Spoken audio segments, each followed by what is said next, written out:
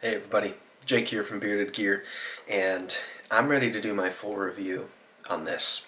This is the Burchtree Blades Secant, and it is a production knife that is from Michael Birch, Burchtree Blades, who you may also know as the designer of the Spyderco Danger Pickle, aka the Bombshell. I should say the Bombshell, aka the Danger Pickle, because the Bombshell is its real name, but the Pickle is kind of its real name now too. Anyways, I've grown an affinity for Burchtree Blades ever since I got the Danger Pickle. And when I saw shortly after that time that he was coming out with this, that he announced that they were going into production and that they'd be available relatively soon, I got really excited for it. And so I ended up getting one of these directly from his site not too long ago, and I was stoked that I was able to get kind of the spec that I wanted, the OD Green Micarta. It looks fantastic to me. And these were a collaboration that he did with Riat knives, something that I've learned since I did my first impressions video. I wasn't sure how many of these he did. I wasn't sure if it was a model that he had made custom and was now doing a production run on. I wasn't sure if he was going to be making more. And I sent my video link from the first impressions to Michael Birch, and we've talked here and there. He's a really cool dude. He's made me one of his custom bottle openers for the Danger Pickle gang, which is just a really cool, generous guy. Anyways, he responded after watching my video and clarified some things for me. So I don't know whether this information will change the perception of this knife at all. I don't think many people know this yet, but one part that people may know. So the Secant is not a knife that Michael Birch has made customs of.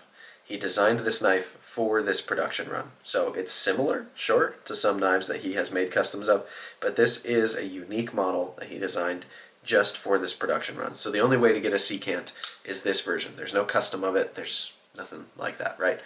This is it. What I learned, in addition to that, was that the run size on these was 300 knives. I feel like someone told me that they're numbered. I'm going to feel like an idiot because I don't see in here, but I feel like I did see at one point that it was. They are numbered. It's really, really difficult to see in there. It's like right back by the backspacer. The backspacer actually almost covers it. Anyways, this one is number 024. This is knife 24, which is cool. Didn't realize I had a relatively low-ish number. But yeah, so he made 300 of these with Riat. He had Riat build 300 of this knife. There were 3 different variations. So there's this one, which is the OD Green Micarta. And then there was one in natural micarta, and there was another one in carbon fiber. So I think all 3, frankly, look really good. I was kind of torn between them a little bit, but I'm a sucker for green micarta, and I'm really glad I went with this one. It just works quite well for me.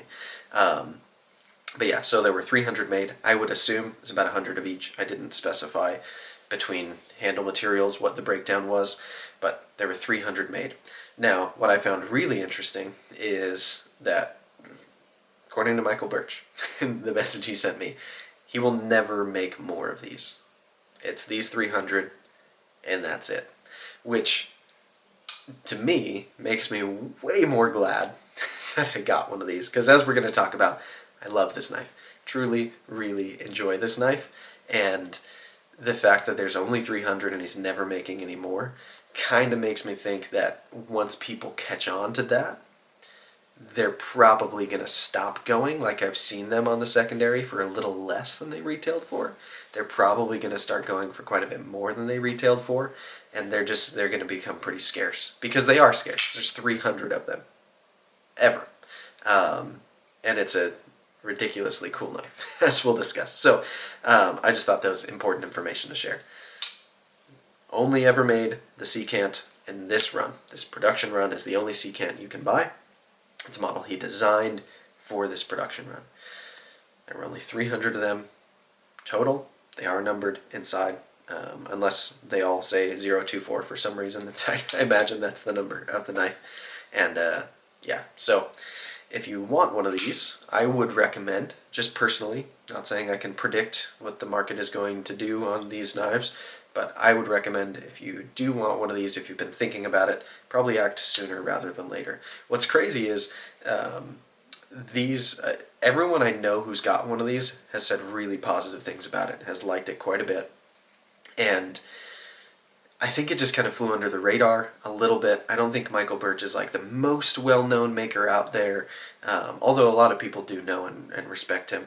But there wasn't like a huge level of hype behind this knife, and so I think it kind of slipped underneath a lot of people's radar. And because of that, like at Knife Center, they sat for a couple weeks. I think they're sold out at this point, but they had carbon fiber ones at Knife Center for quite a while. In fact, I almost bought one because I wasn't sure if he was going to drop more, and then luckily I saw that he was planning on dropping more in this configuration, so I got this one straight from Michael Burch's website. But anyway, the fact that some have sat in inventory for a little while, I think is evidence that A, not a lot of people knew that this knife was coming or that it has come, and B, those who do know, I don't know if they understand how limited it is, because this is a really limited knife if there's 300 pieces ever. So all of that said, let's talk about the knife and kind of how I feel about it and what I've found from carrying it, using it, and enjoying it. So I've carried this knife. It's kind of one of those sweet spot knives for me. I've carried it as a primary a good few times and as a secondary a good few times. Really, probably about 50-50.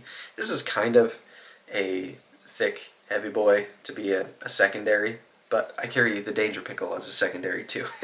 This just kind of feels like it's in the same vein as that, but it's also big enough and confidence-inspiring enough that if this is the primary in my front right pocket, I have no qualms about that either. So it just kind of depends on the day which role it will fit into. But it's nice that it fits into both, because that doubles the amount that I'm going to be able to carry it, because it can go in either spot. So I've carried it quite a bit. I've used it quite a bit. I've done pretty much everything that I do with my EDC knives with this. I've done quite a bit of cardboard. I've opened a lot of packages, and I've processed the cardboard for the dumpster. I've opened envelopes. I've cut a couple of apples with it now. I've done zip ties with it, just a couple, but I've done some. And I've done some of that like kind of detail-ish, like internal packaging stuff. My daughter just had her birthday, and so opening a lot of gifts. This is one of the knives that was next to me and that I was opening Barbies with, and Polly Pockets and stuff that has little pieces, and getting in to cut little intricate rubber bands, and like that's a real use for me that happens a lot. And this knife has done well for everything that I've done with it.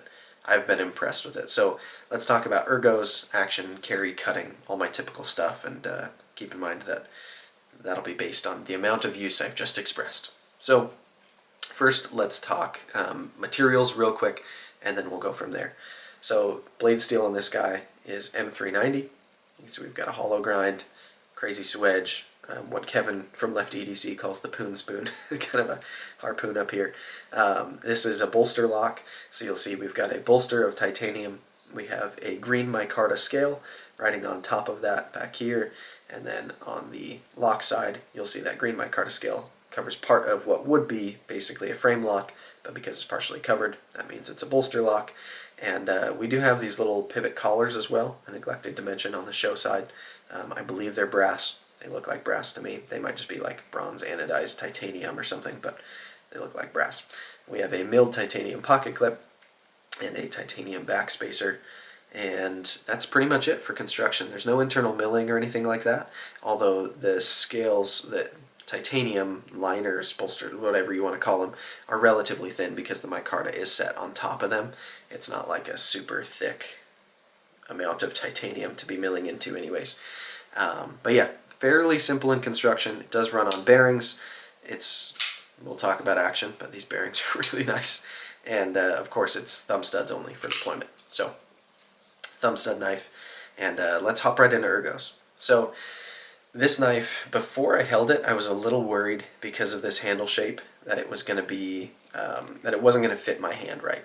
Because knives that have dramatic, like curves and contours in the handle, grooves if you will, it can be kind of dangerous in the sense that they oftentimes work really well for some hands and terribly for others. I happen to be lucky. I don't know if everybody will, but I get 3 fingers just perfectly in this. And then my pinky lands on this flat, kind of up above. And it might look like my pinky's sticking up a little bit, but it kind of feels good the way it feels like it's pulling the knife into me a little more. So yeah, ergonomically in a hammer grip or a saber grip, yeah, it feels really good. Plus, with this kind of harpoon that you get up here, I get this awesome spot to lock my thumb in. I love that. That feels really, really good to me. There is a little jimping right here if you prefer to use that. I like to just set right up in here because it feels super locked in, and it's just a kind of ingenious spot for my thumb to land, in my opinion. On top of that, there's also this generous flat right here. Kind of works like a choil. You can put your 3 fingers here, and then your forward finger onto that flat, and then again, hammer grip and saber grip are both comfortable, and now I'm choked way up right to the edge where I can do a little bit more detail-oriented cutting. So hammer grip and saber grip, both with the kind of choked up forward position or back here, both really, really comfortable for me. I like it a lot. I use this knife primarily in this grip and with my thumb right in here. It just feels great. So that's really good. Reverse grip, also freaking phenomenal. The way that this is shaped for my thumb to land in here, oh, I love that. I love a reverse grip where my thumb has a good spot on the butt end of the knife to wrap around. It just provides extra leverage for me. It makes me feel more secure that if I were to jab into something harder than I anticipated, my hand is less likely to slide down the blade because I've got my thumb locking in right here. So really well shaped there, and it feels super ergonomic to just land on this knife in a reverse grip. It feels really, really good. And reverse grip is actually pretty important to me. I like using reverse grip every now and then, and sometimes it's just important to me.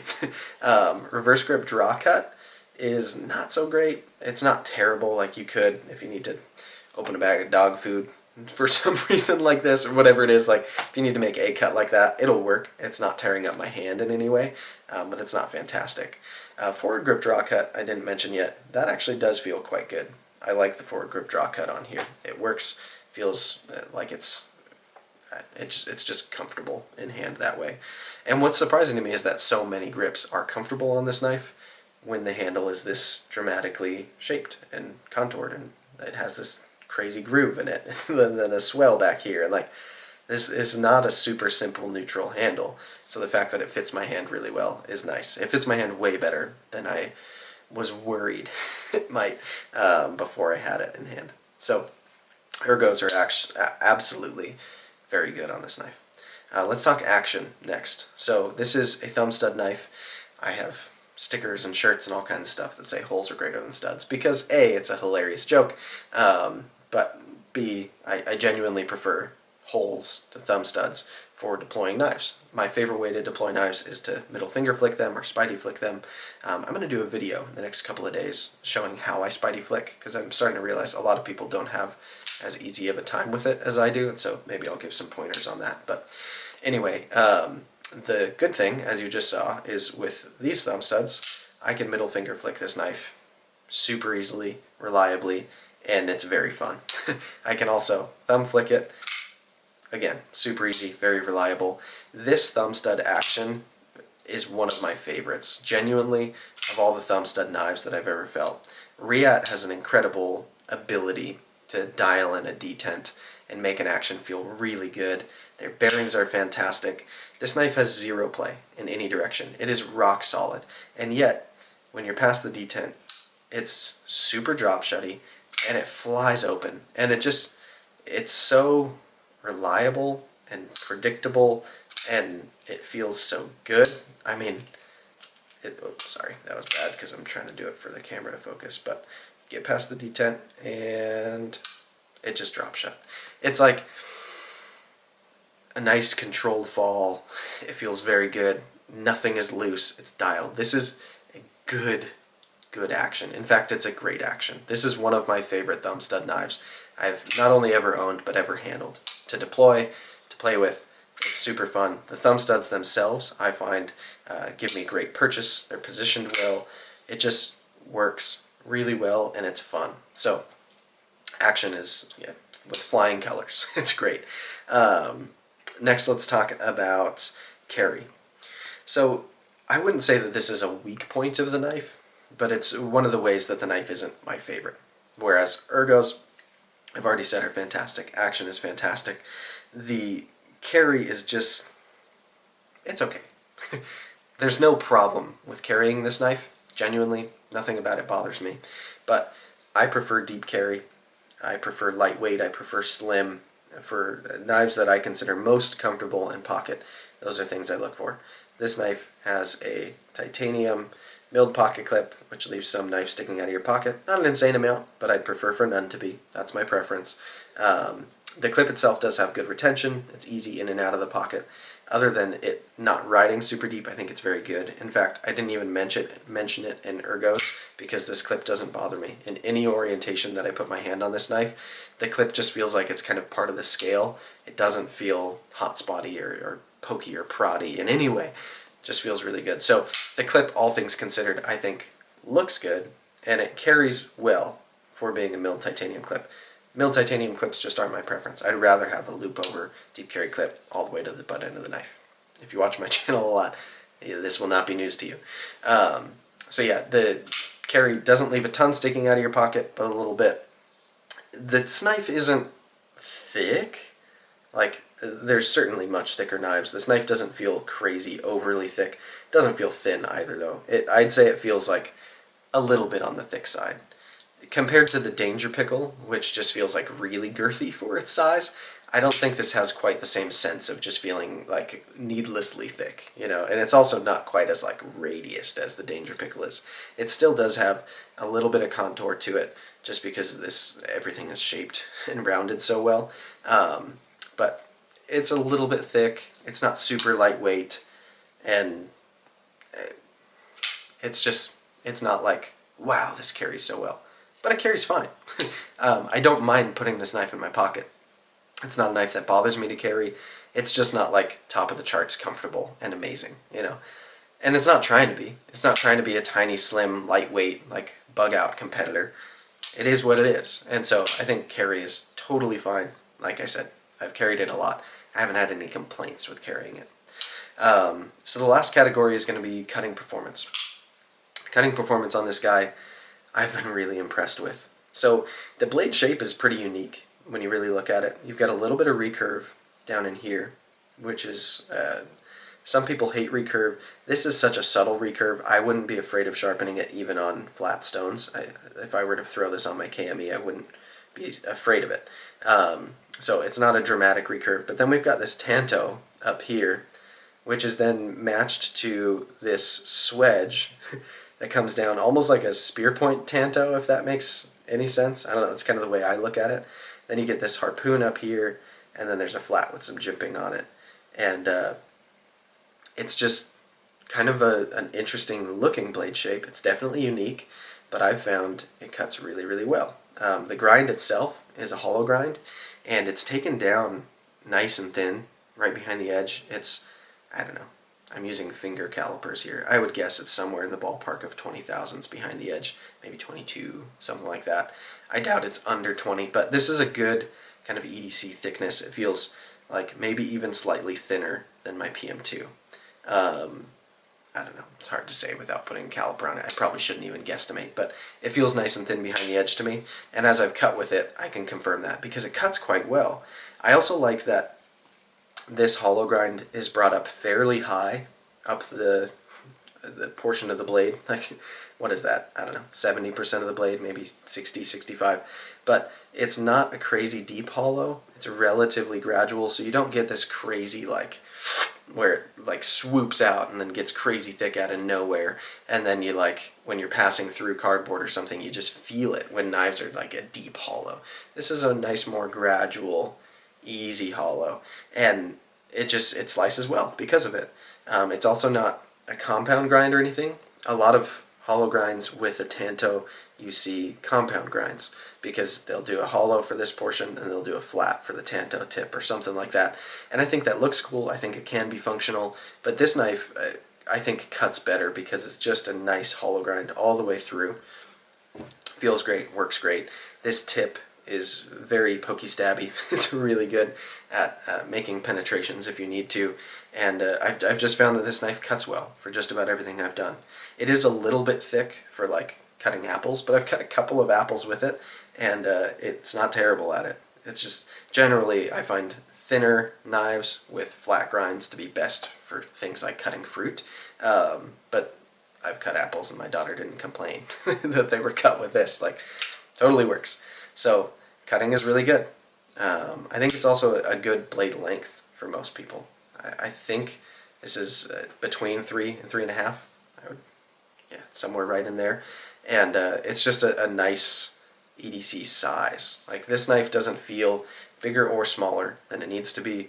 It feels like the size it should be to me. For my hand, my use case, I think this knife makes a lot of sense. So all of that said, like, the only thing that I wasn't like super impressed with is the carry, and it carries fine. Like, I don't even want to come down on it on carry because I like carrying it and it doesn't bother me one bit. So ultimately, like, this knife kind of knocks it out of the park. It's genuinely fantastic, and it feels a little more, I don't know, maybe grown up than like the Danger Pickle does. Now I've got that Boker Impetus as well, which is another Burchtree design. And this one is definitely, like, I would say the classy one of the bunch. It still looks a little wild with this blade and the shape that's going on here, but the material selection, the finishing, and the overall profile, I think this one, it seems classy, but it's still exciting. This knife is cool, and I dig it, and it's different. And that's something I like about Burchtree blades, is like, I think his designs stick out a little bit in a fun way, and they still work really well. They fit my hand well, and they carry well, and like, the ergos feel like a Burchtree. You know, like, I'm starting to find that his knives have a certain feel in hand to them, and I like that. I like that there's that consistency across his lineup, but this one kind of feels like the dressed up, grown up model, and I really, really like it. So I guess that's kind of my full review. I love this knife. I think I will at least have this knife for quite some time. I don't plan to let go of it anytime soon. Things can obviously change in my collection pretty rapidly sometimes. When something crazy comes along and I need to move some things to make it happen, sometimes stuff happens. But I don't know, it'll be really hard to do that knowing that there's only 300 of these. And I feel in my gut like it's probably going to get pretty hard to get one of these. And I think Burchtree Blades is one of those makers that I could see becoming more and more popular as time goes on. A lot of people love the Danger Pickle. The Danger Pickle gang is going strong. So his collaborations with Spyderco have been good. I'd love to get a Chubby one of these days. That's from a while ago, so that's going to be tough. But I'd like to get one of those. And I like his knives, and I think other people are appreciating them as well. And now that he's doing some of these projects where, like, the Bombshell was well received, this one, everyone I know who's gotten one has said very good things about it. I think he's through these kind of production runs, which is funny too, because this one's 300 pieces, and he says we'll never do again. The Bombshell was 1,250 pieces, and it's a flash batch, so it will never happen like that again. And like, he keeps doing these like exclusive kind of limited runs, and that also makes me like him more. Like, it's cool to have his pieces when you know you're like part of the Danger Pickle gang, and you're part of the Secant Club, or whatever you want to call it, where there's only 300 of us. That's really cool. So anyway, I love this knife. If you're thinking about getting one, it's one that I absolutely recommend, and I recommend getting one sooner rather than later, in case I'm right. Maybe I'm not. Maybe they are easy to get forever and they constantly change hands, even though there's only 300 of them. I don't think logically that's going to happen. So anyway, this has been a lot of fun, and this is the Burchtree Secant. So thanks for checking it out, guys. I'll see you on the next one.